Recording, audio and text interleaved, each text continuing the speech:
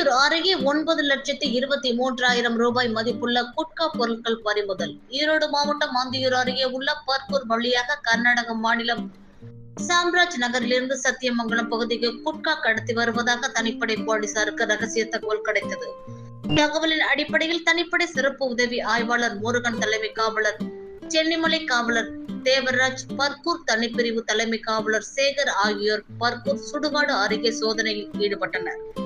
அப்போது அந்த வழியாக வந்த சுவராஜ் மஸ்தா டெம்போவை நிறுத்தி சோதனை செய்ததில் சர்க்கரை மூட்டைகளுக்கு அடியில் குட்கா பொருட்களை கடத்தி வந்தது கண்டுபிடிக்கப்பட்டது. உடனடியாக வாகனம் மற்றும் அதில் இருந்தவர்களை பர்கூர் காவல் நிலையம் அழைத்து வந்து விசாரணை நடத்தியதில் குட்கா கடத்தி வந்தவர்கள் சத்தியமங்கலம் ரங்கசமுத்திரம் பகுதியைச் சேர்ந்த ஸ்ரீநாத் வயது 31, அதே பகுதியைச் சேர்ந்த விக்னேஸ்வரன் வயது 31 என தெரிய வந்தது.